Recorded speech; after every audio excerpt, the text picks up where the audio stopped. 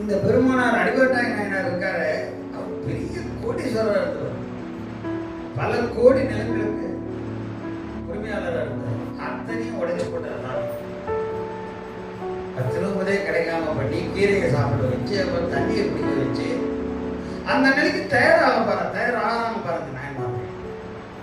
சரி, அறுபட்டாயிரம் கலிய நாயனார் ஒற்றியூர்ல எண்ணெய் ஊற்றி விளக்கேற்றுற அவரு பெரிய கோடீஸ்வரர். அத்தனை செல்வத்தையும் மழைய வச்சார், அவரை கூலி வேலை செய்ய வச்சார், வீட்டை வித்து விளக்கேற்ற வச்சார், மனைவி விற்கிறதுக்கு கையை பிடிச்சிக்கிட்டு தெருத்தரவா அலைய வச்சார். கவனிங்க, இது அவர் மட்டுமா சம்மந்தப்பட்டது? நாயனார் ஒரு மனைவியும் சம்மந்தப்படுறாங்க பாருங்க. அந்த அம்மையை கூட்டிக்கிட்டு கொஞ்சம் கற்பனை பண்ணி பாருங்க, சிவபக்தியினுடைய சிரமம் தெரியும். அந்த அம்மையும் எவ்வளவு கூட வரணும் கணவரோட ஒத்துழைச்சு தெருவா போய் கூவி கூவி விற்கிறேன்னு சொல்லி. ஆனா அது யாரும் வாங்க முன்வரல, தொண்டை நாடு சான்றோர் உடைத்து. அதனால அங்க இருக்கிறவங்க அம்மையை பார்த்து வணங்கிட்டு போயிட்டாங்க. கலியநாயனார் மனைவியை பார்த்து கடைசி கோயிலுக்கு போய் விளக்கேற்றது என்ன இல்லைன்னு தான் உடம்புல ஒரு திரவம் இருக்கே, ரத்தம், குருதிய செலுத்தி உறுதி பூண்டு விளக்கேற்ற போயிட்டார் கலியன். பாருங்க, முடியுமா? குருதியை எண்ணெயாக்கி உறுதியா துண்டு செய்தவர். அப்ப சாமி போட்டார். அதிபத்தரை பார்த்தோம்னா கடல்ல மீனை சாமி போட்டுக்கிட்டே இருக்காரு, மீன் கிடைக்கல. வீட்டுல எல்லாரும் பட்டி, குழந்தைகள் பட்டி, மனைவி பட்டி, கவலையா படுது. உலகத்தையே விலை வாங்கக்கூடிய அளவுக்கு ஒரு பெரிய மீன் வந்தாலும் அதையும் தூக்கி சாமிக்கு போடுறாரு. சென்று என்னை ஆணுடையவருக்கு ஆளாகு. இதெல்லாம் நம்ம பார்க்கும்போது அப்பதான் நமக்கு கொஞ்சம் தைரியம் வருது வாழ்க்கையில. இந்த மாதிரி சிரமங்கள் வரும்போது இறைவன் நம்மளை கவனிச்சுக்கிட்டு இருக்கார், நமக்கு அருள் பேரருள் வரப்போகுது. இந்த பின்னடைவை கொண்டு நாம கலந்து விடக்கூடாது தொண்டுல. ஏன்னா உறுதிப்பாடு எப்படி வரும்? பெரிய புராணத்தினாலதான் வரும். இல்லாட்டி சின்ன அளவுல ஒரு வாழ்க்கையில ஒரு சலனம் ஏற்பட்டுடுச்சுன்னா நம்மளால சிவபக்தி பண்ண முடியாது. இத முன்னாடியே சாமி ஆசிரியர் சொல்லுவார் திருநகர சிறப்புல. இதுக்கு அவர் சொன்ன பேர் சொல்றார், பணிப்பில் சிந்தையினில் உண்மை பான்மை என்று சொல்லுவார். அசையாத சிந்தை, அதுல நெகிழாத பக்தி, இதுதான் நாயன்மார். எந்த நிலையிலும் பார்த்தீங்கன்னா நாயன்மார் தான் ஜெயிப்பாங்க. ஆசிரியர் சொல்லுவார் சிறுத்தொண்டர் புராணத்தில், அன்பின் வென்ற தொண்டர் அப்படி, அன்பினால வென்றாங்க. ஒரு முடிவு பார்த்தோம்னா சிவபெருமான தோல்வி உரை செய்து இவங்க வெற்றி பெறுவாங்க. அன்பினால் எந்த வேணா நடக்கட்டும். இதுக்கு நிறைய நாங்கள் சொல்லிட்டே போகலாம். ஒத்தனை மட்டும் சொல்லிட்டு நான் திருப்பி காரைக்கால் மட்டும் வந்துடுறேன். திருநாவுக்கரசர் கைலாயத்தில் போற செந்தாமரை நிகழ்த்த திருவடி தேஞ்சி கணுக்கால் வரைக்கும் இல்லாம போயிடுது. கையால தாவி தாவி நீந்தி நீந்தி போற, கைகள் மணிக்கட்டு வரைக்கும் தேய்ந்து இல்லாம போயிடுது. புரண்டு புரண்டு போற, விழா எலும்பெல்லாம் உடைஞ்சி ரத்த விளாரியா திருமேனி மாறுது. அப்பையும் கவலைப்படல. தப்புற செயலன்றி அன்னறி தங்கினார் தமிழ் ஆளியார் அப்படின்னு புராணம் சொல்லுது. அப்ப அவருக்கு சேவகம் செய்ய எந்த உறுப்பும் இல்லை, எல்லாம் போயிட்டு சிதைஞ்சு போயிட்டு. நான் சேவகம் செய்ய ஒரே ஒரு பொருள் இருக்கு, தமிழ். அது இறைவருடைய கவனத்தை ஒருவால் ஈர்க்கும். அந்த தமிழ் தான் இவர் ஆளுகின்ற தமிழ், இவரால் ஆளப்படுகின்ற மொழி. அந்த மொழிக்கு தலைவர் இவர் தான், தமிழ் மொழி தலைவர். இத்தமிழுக்கு மன்னான வாகீச திருமுனி. அப்பயும் சாமி ஒரு முனிவர் வடிவத்தில் ஒரு சோதிக்கிறார். ஏன் திரும்பி போடணும்? கவலையா படுவார். கொஞ்சம் வச்சு பார்க்கணும். கால் போயிட்டு திருப்பாதங்கள், திருக்கரங்கள், திருமேனி, விழா, எலும்பு எல்லாம் என்ன சொல்றாரு தெரியுமா? சைவத்தினுடைய உச்சகட்ட வைராக்கியத்துக்கும் உறுதிக்கும் அவரை விட்டா யார் இருக்கா? அததான் அப்பூதியார் சொல்லும் போது திருத்தொண்டின் உரைப்பாலே வென்றவர் அப்பூதியார். திருத்தொண்டினுடைய உரைப்பு. திருத்தொண்டு செய்ய செய்யதான் இந்த வைராக்கிய பக்தி நமக்கு வரும். அதுக்கு புராணங்களை கேட்டு கேட்டு நம்ம மனசை கொஞ்சம் கொஞ்சமா நம்ம பயிற்றுவித்துக் கொண்டே வர வேண்டும். ஆளும் நாயகன் கையிலே இருக்கே கண்டல்லா ஆளும் குடல் கொண்டு போயிடு. இத்தனை கஷ்டப்பட்டு போனார்ல அப்ப காரைக்காலமா அவ்வளவு வேகமா போனாங்க. வடதிசை தேசமெல்லாம் அனதினும் கடுது சென்று தொடையவிழ் இதழிபாணி சூல பாணியனார் மேவும் படருளி கையை வெப்பில் பாங்கு அணைந்து ஆங்கு காலின் நடையினை தவிர்த்து பார்மையில் தலையினால் நடந்து சென்றார்னு அவர் புராணத்தில் வரும். இத்தனை கஷ்டப்பட்டு அப்புறம் போன இந்த கைல யாத்திரைய வாயு வேகம் மனோவேகம்னு சொல்லுவாங்களே, அந்த வேகத்துல சென்று போய் பார்த்தவங்க அம்மா. முதல் பார்வை அம்மா மேல யாரோட திருஷ்டி படுறது தெரியுமா? பிராட்டியார் உமாதேவியார். அப்படிதான் வரும். அம்பாள் பார்த்து தான் சாமிகிட்ட சொல்லுவாங்க, இவங்க வர்றவங்க அப்படின்னு. சாமி அறிமுகப்படுத்துறார். இந்த இடம் நமக்கு ரொம்ப முக்கியமான இடம். அம்மையையும் அப்படியும் பிரிக்க முடியாது. வரும் இவள் நம்மை பேணும். நம்மை இந்த பன்மை சொல்ல சொல்ற, அதாவது உமாவாகிய உன்னையும் சிவனாகிய என்னையும் போற்றி பாதுகாக்கிறவங்க அம்மை. எதை வச்சு அப்படி சொல்றார் சாமி? வீட்டுக்கு வந்த ஒவ்வொரு அடியாரையும் விடையவந்தன் அடியாரே பெறலறிய விருந்தானால் பேரு இதன் மேல் இல்லை என மதிப்பிடராய் வந்தவங்களை மாதருவாக பார்த்துருக்காங்க அந்த அம்மா.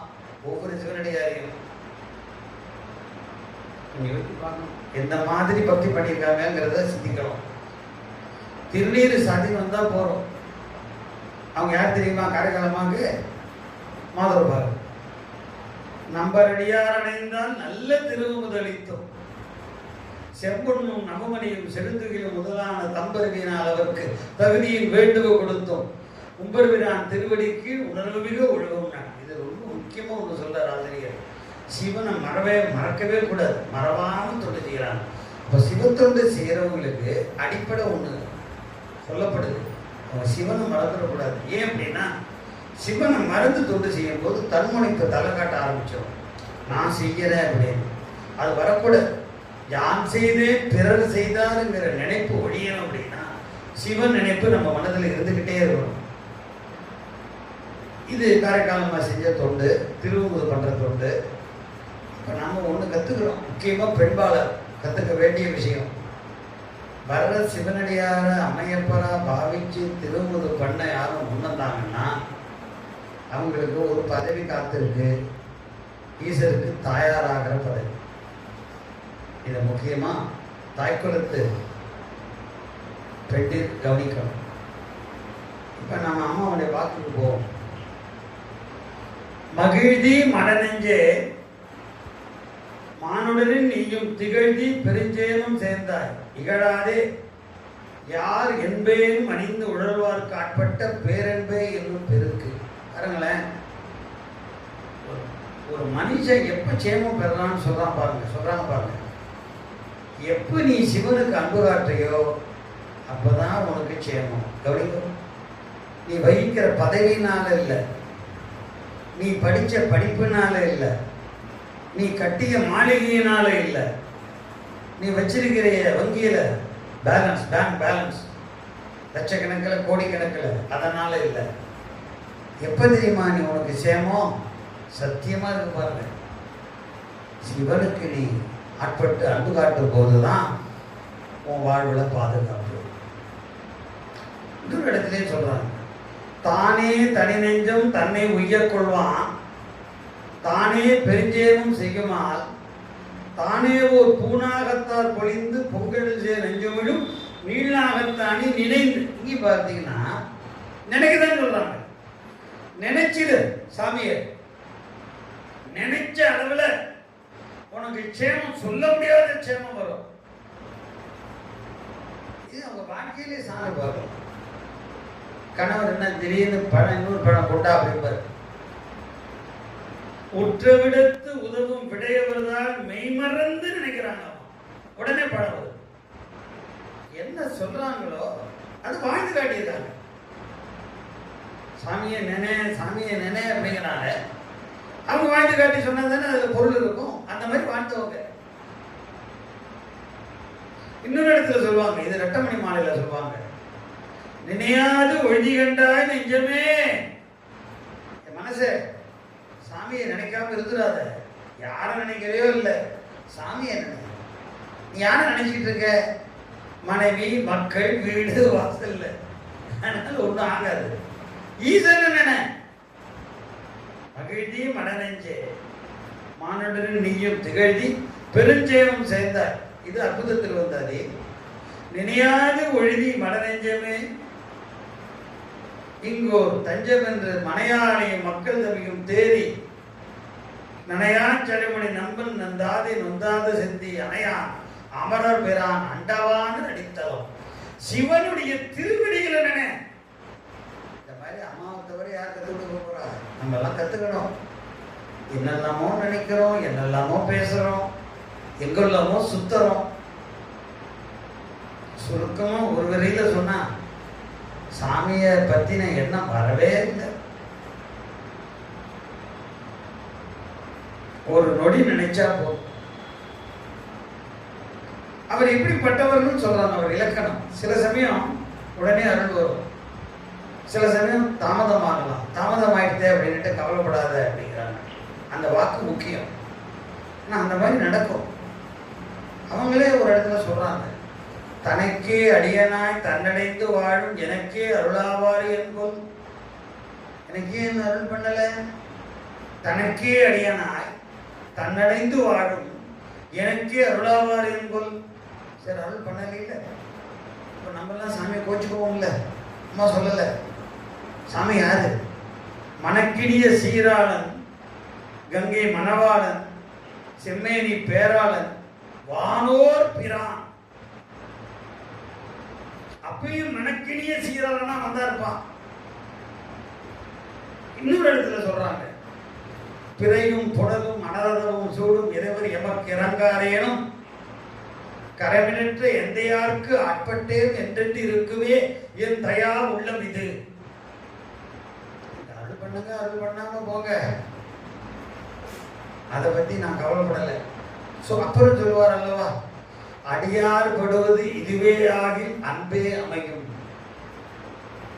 அப்ப அடியார்கள் துன்பத்துக்கு ஒரு மாதிரியான தொண்டும், துன்பம் இல்லாத போது ஒரு மாதிரியான தொண்டும் செய்ய மாட்டாங்க. மெய்யடியார் ஒரே மாதிரி தான்.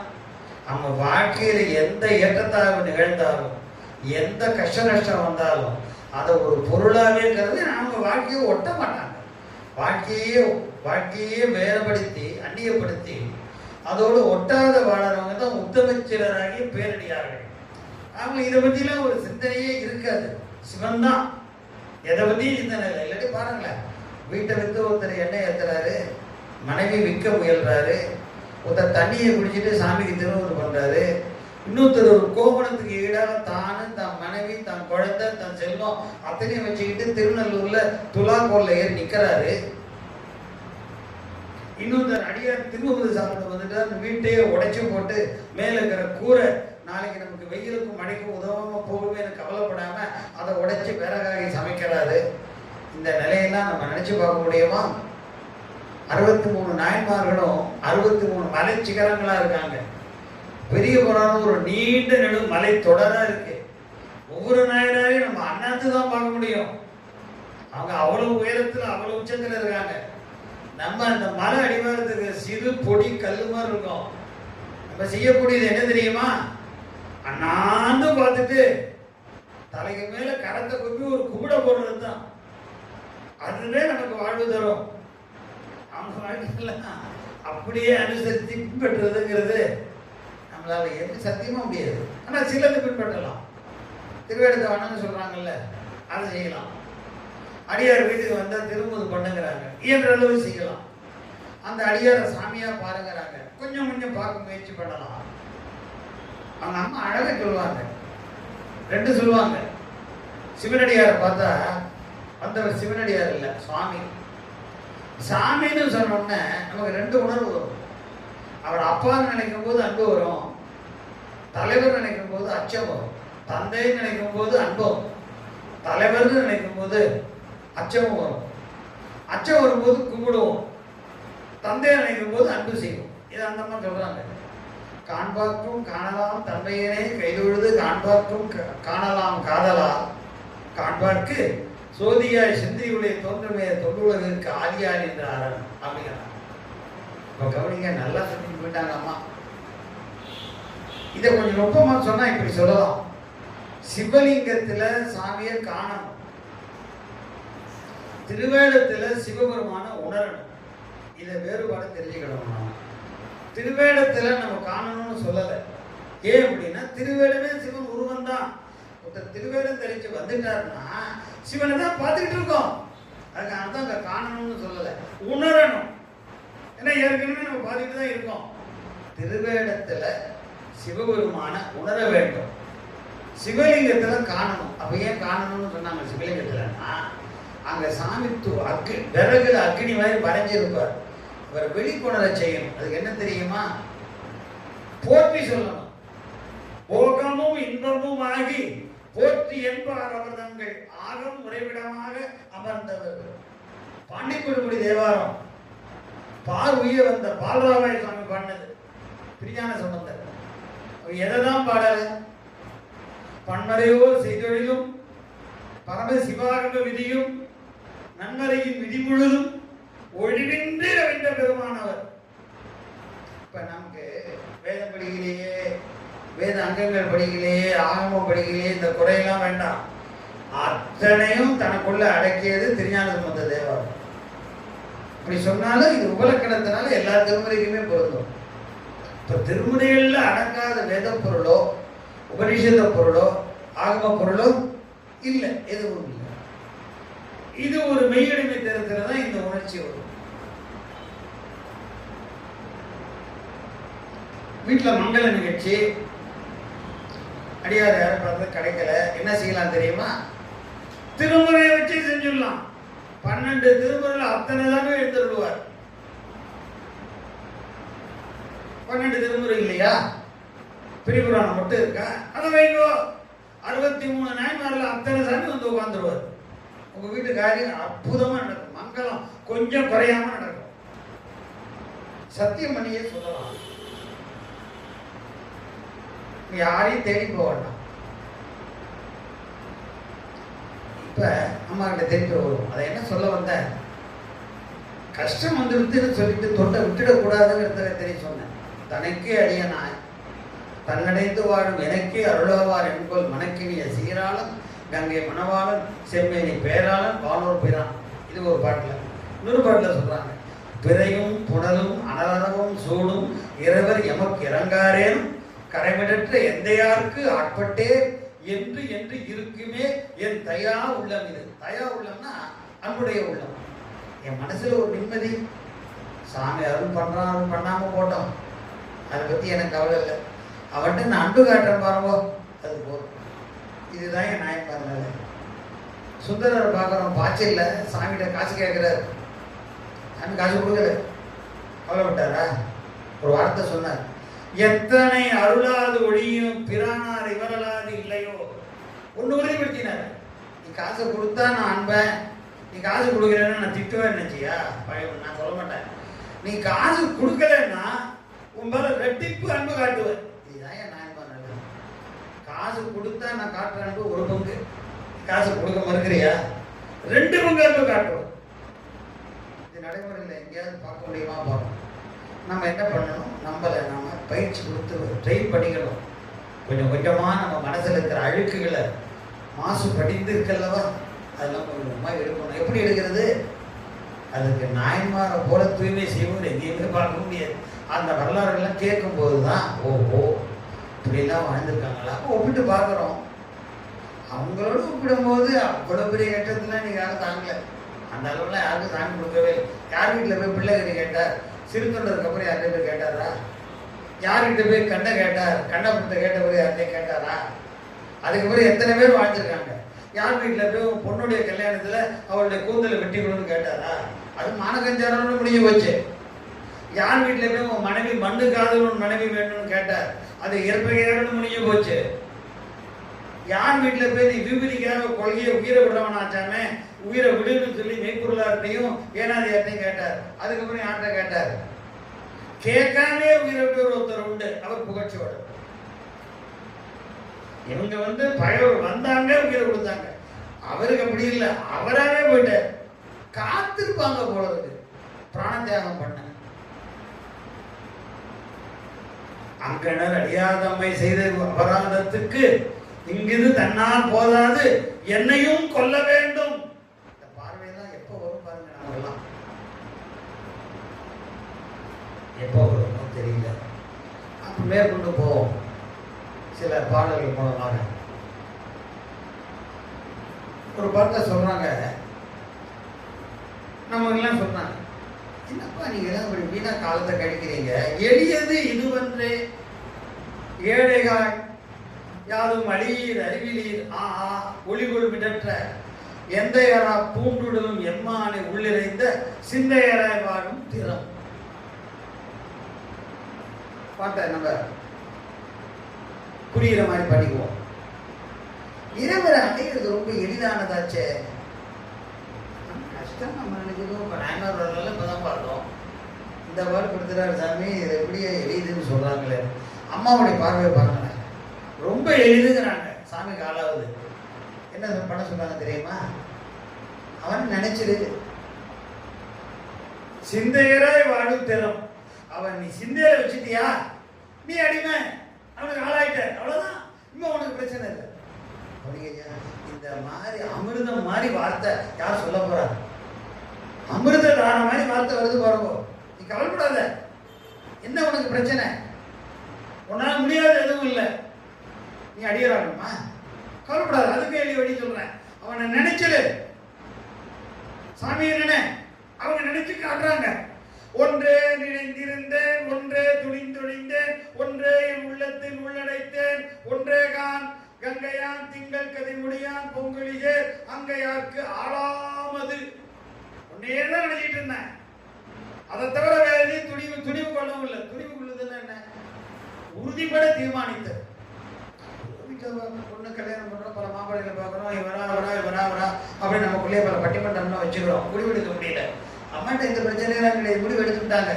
உன்னை நினைச்சேன், அதை துணித்தேன். அதுதான் ஒன்றே உள்ளத்தில் உள்ளடைத்தது. உள்ள கொண்டு வச்சுட்டேன். என்ன தெரியுமா? சிவனுக்கு நான் ஆலயம்.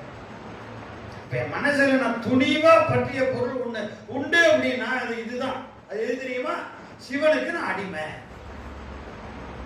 கவனிங்க, சொல்றவங்க நமது அம்மா. நல்ல அம்மாட்ட வர்ற வாக்கு நல்ல வாக்கு மட்டும்தான் வரும். அப்பா கூட கோச்சுக்குவார், அம்மா கோச்சுக்கவே மாட்டான். அம்மா நல்லது மட்டும்தான் செய்யும். அப்புறம் சொல்றாங்க,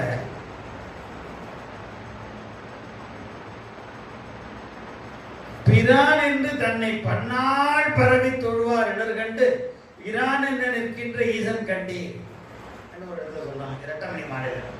அப்ப நமக்கு ஒண்ணு தெரியுது, அவரை தலைவரா ஏத்துக்கணும், பன்னாள் பரவி தொழணுங்கிறார்.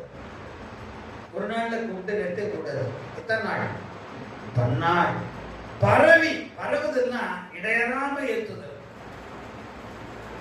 பல நாள் இடையறாம ஏத்தணும். தொழுவார், உடம்பாலையும் உள்ளத்தாலையும் வணங்கிக்கிட்டே இருக்கணும்.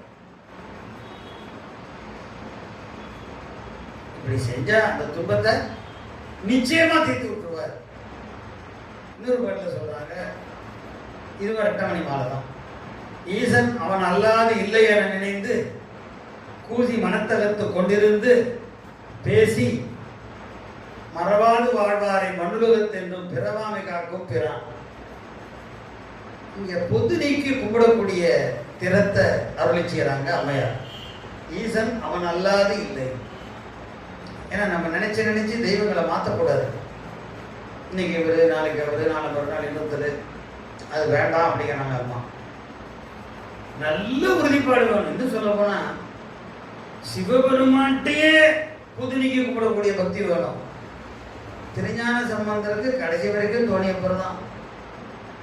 சுந்தரருக்கு கடைசி வரைக்கும் ஆரூர் சாமி தான். மணிவாசகருக்கு கடைசி வரைக்கும் திருப்பெருந்துறை சாமி தான். நம்மளும் அந்த நினைக்கணும். உதாரணத்துக்கு இப்போ தாய்மான சுவாமி இருக்காரு, அவர் பிரசவத்துக்கு தலைவர் அப்படின்னா இதனால் போக முடியல. ஆணிக்காவை கும்பிட்டா அவர் பிரசவம் பார்க்க மாட்டாரா? சத்தியமாக பார்ப்பார். அந்த உறுதிப்பாடு நம்மகிட்ட இருக்கணும். சாமி ஒரே மாதிரி தான் இருப்பார். இந்த சாமிகிட்ட அதிக அருள், அந்த சாமிகிட்ட குறைச்ச அருள் அப்படின்னு கிடையாது. சாமி சாமி தான். கல்கண்டில் எந்த பகம் இனிக்கும், எந்த பகம் கசக்கும், எல்லா பகமும் இனிக்கும். அது மாதிரி தான் சாமி. நம்ம பார்வையில் நம்ம பக்தி சரியாக இருக்குமே ஆனால் தாயுமானவரை ஆணிக்காவில் எழுந்தருள செய்யலாம். இதெல்லாம் புரட்சி பண்ணிக்கிறாங்க. சம்பந்தர் செங்காட்டங்குடி சாமியை மருகில் எழுந்தருள பண்ணிவிட்டார். ஆலவாய் சாமியை நல்லாறுல எழுந்தருள பண்ணார். தோணிய பிற வீடியில எழுந்தருள பண்ணார். பாருங்க என்ன அதிசயம் நடக்குது பாருங்க. சுந்தரர் செஞ்ச கச்சேரம்மன் தாண்டார் காஞ்சிபுரம் பண்ணார். திருவாரூர் விட்டார். அந்தையும் நண்பகலும் அந்த 5 பதம் சொல்லி திருவாரூர் சாமி காஞ்சிபுரத்துக்கு வரவழைக்கிறார். திருவாரூர் சாமி அஞ்சலத்துக்கு வரவழைக்கிறார். பொன்னுமை பொருளும் தருவானை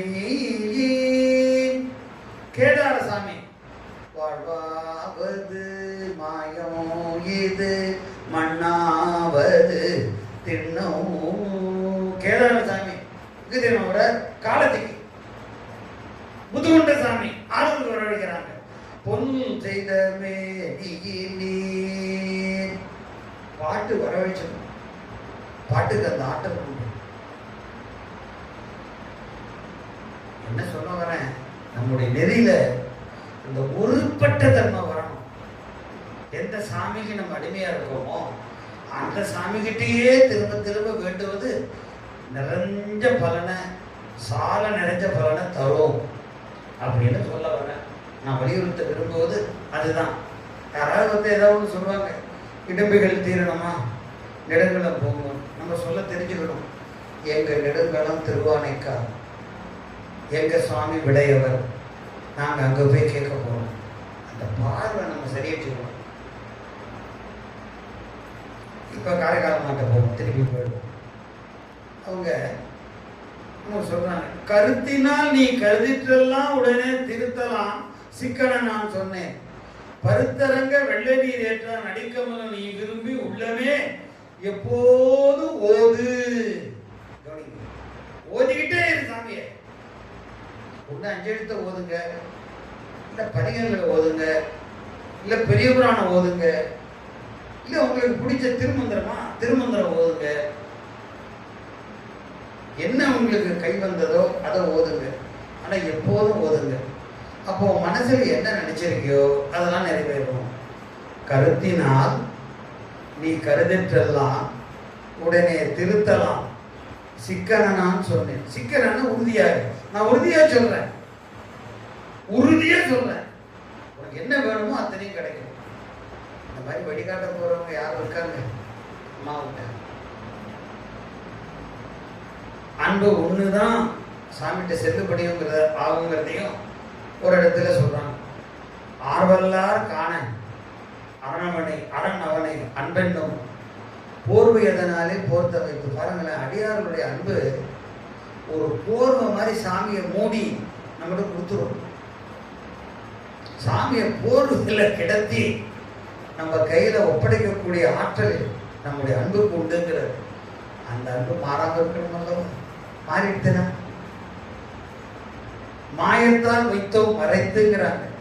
இதுல ஒரு அழகு இருக்கு. என்ன ஆச்சு, இப்போ ஒரு அடியார், இங்க இருக்கிற அடியார்ல ஒருத்தர் வச்சுக்குவோம்.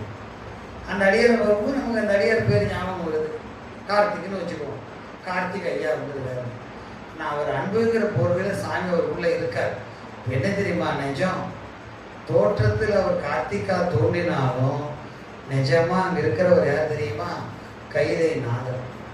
கைலை நாதரை அன்புங்கிற போர்வையினால போத்தி மறைச்சு கார்த்திகிற உருவத்தை அவர் காட்டார். இதுதான் ஏன் சிவனடியாருடைய பெருமை. சிவனடியாரை பார்க்கும்போது நம்ம பேரை வச்சு அறிமுகமாகிறோம். இவர் சரவண ஐயா, இவர் சொப்பநாதர் ஐயா, இவர் கோகுல் ஐயா. அப்படி சொல்லாதீங்க. இவர் கைலாயநாதர், அவர் மகேந்திர பெருமான், அவர் ஆனைக்கா அண்ணல், இவர் மூக்கீச்சரத்து முதல்வர், அப்படி சொல்ல பயிற்சி எடுத்துக்குங்க. ஏன்னா அவங்க உள்ளுக்குள்ள அன்பென்னும் போர்வையில நீங்க நினைச்ச சாமி மறைஞ்சிருக்க, அந்த அடியார் மாயத்தால மறைச்சு வச்சிருக்கார். வந்தது அடியார் ரூபத்துல இருந்தாலும் அந்த அடியார் ரூபத்துல மறைஞ்சு வந்தது யார் தெரியுமா? சாட்சாத் உமா மகேஸ்வர சுவாமி. இதை மறந்துவிட வேண்டாம். ஆர்வல்லார் காண அன்னவனை அன்பென்னும் போர்வையதனாலே போர்த்த வைத்து சீர்வல்ல தாயத்தால் ஆகும் தனிநெஞ்சில் உள்ளடைத்து மாயத்தால் வைத்தோ பறை. மாயம்னு சொன்னதோடைய கருத்து என்னன்னா, சாமி மறைஞ்சிருக்குன்னு தெரியாது, நம்ம தான் கண்டுபிடிக்கணும். அந்த வேடத்தை வச்சு அவங்க அணிஞ்சிருக்கிற திருக்கண்டிகையும் திருநீருங்கிற பிரசாதமும் அவங்கள நமக்கு சாமியா அறிமுகப்படுத்தணும். வந்தவர் அடியார் அல்ல, வந்தவர் அடியார் வேடத்துல வந்து அரணார். இந்த பார்வையை வச்சு உடனே அவங்களை பார்த்து பேசணும். எம்பிரான் யான் செய்யும் பணி எது? தொண்டு செய்யறதுக்கு துடிக்கணும். எம்பிரான் யான் செய்யும் பணி எது? வீட்டுக்கு அடியார் வந்துட்டாங்களா, அவங்கள பாராட்டணும். என்னன்னு சொல்லி, சிந்தை செய்த அருளிட்டு எங்கள் செய்தவம். எங்க வீட்டுக்கு வரணும்னு நினைச்சீங்கல்ல, அதை நாங்க பண்ண தவம். சிந்தை செய்த அருளிட்டு எங்கள் செய்தவம். அந்த சாமியுடைய உருவம் என்னங்கிறது நமக்கு தெரியல. நான் சொல்றாங்க சாமியுடைய உருவத்தை, மின்னும் சுடருருவாய் மீண்டாயின் சிந்தைக்கு இன்னும் சுழல்கின்றது, ஜோதி வடிவம். அப்படித்தான் ஆகமங்கள் சொல்வதாக எனக்கு கற்றுக் கொடுத்த எங்க குருநாதர் சிகேசியா சொல்றார்.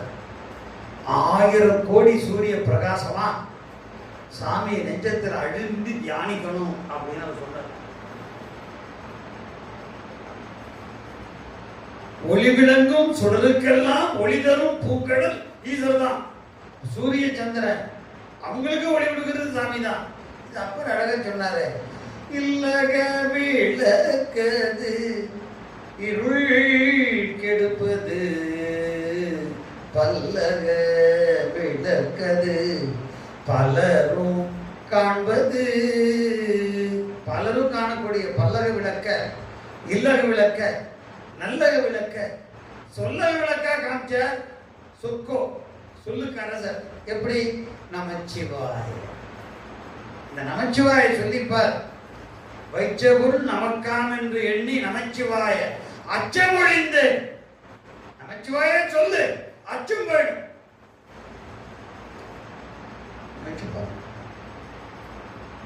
இந்த மாதிரிலாம் அறிவுரை சொல்ல அவங்கள விட்டா நமக்கு யார் இருக்கா? ஆப்த வாக்கியங்கள், நமக்கு மெய்யுணர்வு கொளுத்தக்கூடிய மேலுரைகள்.